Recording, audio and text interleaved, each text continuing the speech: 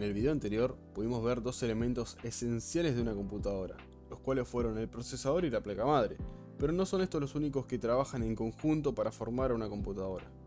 Pudimos ver que la placa madre tiene distinta cantidad de conectores y solamente mencionamos al del procesador, pero el procesador no es el único encargado de trabajar, y es por eso que en este video vamos a hablar sobre las memorias RAM.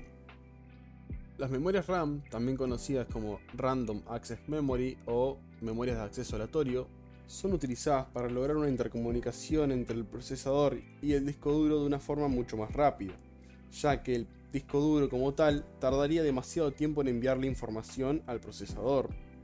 Esto se debe a que las unidades de almacenamiento de las computadoras son demasiado lentas y tardarían demasiado tiempo en enviarle los datos necesarios al procesador para procesarlos. Por esto, se crearon memorias RAM, las cuales son memorias de datos temporales, las cuales son muchísimo más rápidas y son un intermediario entre estos dos. Te voy a dar un ejemplo de cómo funcionan las memorias RAM. Tenemos una aplicación la cual nosotros queremos abrir. Esa aplicación está instalada en nuestra unidad de almacenamiento y tenemos todos sus archivos ahí. Para poder ejecutarla, nosotros necesitamos que todos esos archivos sean enviados al procesador. Entonces, el disco duro se encarga de enviarle esos archivos a la memoria RAM de forma temporal y la memoria RAM, que es mucho más rápida, se encarga de enviarla al procesador. Cuando la aplicación se termina de usar o se apaga la computadora, estos archivos desaparecen únicamente de la memoria RAM. Esto quiere decir que se corta la comunicación entre el disco duro y el procesador y los archivos quedan únicamente guardados en el disco duro. Existen dos tipos de memorias RAM, las DIMM DIMM o las SODIMM SODIMM.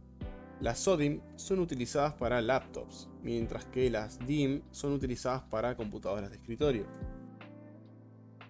Existen distintos formatos de memorias RAM, las cuales van desde las DDR, DDR2, DDR3, DDR4 y DDR5. Hoy en día solamente se utilizan DDR4 y DDR5, ya que todos los componentes son únicamente compatibles con ese tipo de memorias, ya que las anteriormente mencionadas son obsoletas hoy en día. La diferencia entre estos formatos son el tipo de conexión y la velocidad a la que pueden llegar, la cual es medida en MHz. Las memorias DDR3, DDR2 y DDR ya no se utilizan, porque su frecuencia era demasiado baja a comparación a las que pueden llegar las DDR4 y DDR5. Otra diferencia considerable en los tipos de memoria es su tipo de conexión, ya que entre DDR3, DDR4 y DDR5 los tipos de conexión son diferentes. Esto quiere decir que una memoria DDR3 tampoco va a entrar en una placa madre DDR4 ni DDR5 y así para todas las otras.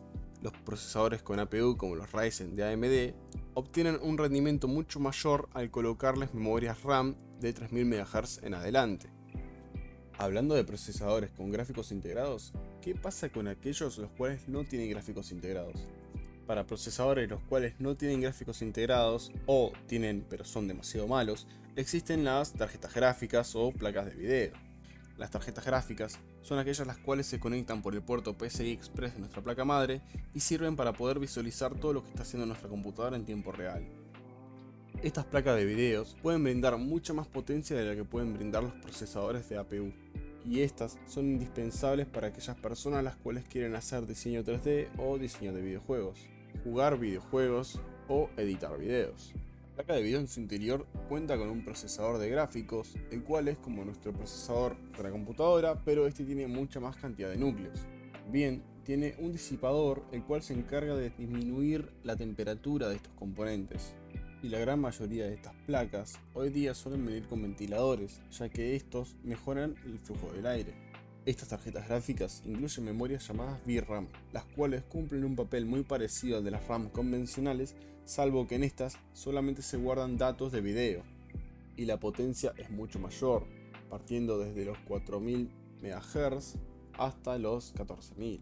En el mercado actual se pueden encontrar placas de video con 1, 2, 4, 6, 8, 11 y hasta 24 GB de memoria RAM. En el mercado actual existen dos grandes competidores creadores de placas de video, los cuales son Nvidia y AMD.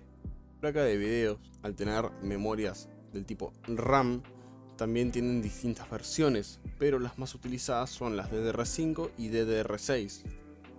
Dejando de lado el tema de las placas de video, vamos a hablar sobre un componente el cual mencioné muchísimo, pero todavía no les dije lo que es, y este es el conocido disco duro, también conocido como unidad de almacenamiento o HDD. Existen distintos tipos de unidades de almacenamiento, tanto disco duro como SSD. ¿Qué diferencia hay entre estos dos? Es la velocidad y el tipo de conexión. Los discos duros convencionales son bastante más lentos que los discos SSD, pudiendo llegar hasta aproximadamente unos 250 MB por segundo los discos SATA 3, los cuales son los mejores y son los que se utilizan normalmente. Pero los discos SSD son mucho más rápidos, pudiendo llegar hasta los 7000 MB por segundo, lo cual es una locura al lado de los discos duros. Existen los SSD SATA, los cuales se conectan de la misma forma que el disco duro, por un cable SATA, como su nombre lo dice, y los SSD M.2 o NVMe, los cuales se conectan directamente a la placa madre sin necesitar ningún tipo de cable. Estas unidades de almacenamiento son las que contienen nuestras imágenes, fotos, videojuegos, aplicaciones y además el sistema operativo. Cabe aclarar que las SSD son mucho más caras que los discos duros, aún así teniendo menos almacenamiento.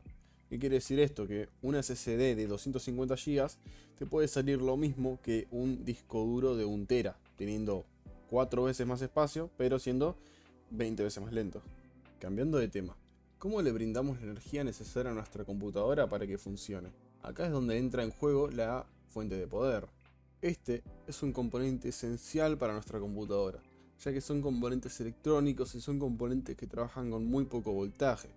Se encarga de convertir la corriente alterna que entra de nuestra casa a corriente continua de 3,3 voltios, 5 voltios o 12 voltios. Tiene distintos tipos de conectores y uno de ellos es el ATX, el cual es el encargado de alimentar a toda la placa madre. También está el de la CPU, los cables Molex, que suelen ser utilizados para ventiladores, los cables SATA, que siempre vienen acompañados de los Molex, los cuales son para alimentar a un disco duro, y el cable de la placa de video. A continuación les voy a mostrar dónde se conecta cada uno de los cables recién mencionados.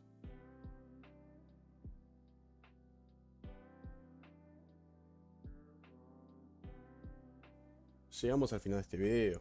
En los siguientes videos vamos a hablar un poco sobre cómo va a afectar la programación en el futuro, la computación cuántica y la inteligencia artificial. Sé que se pueden hacer un poquito largo algunos de los videos, pero es necesario ya que son muchos temas los cuales debemos explicar. Muchas gracias y nos vemos en el siguiente video.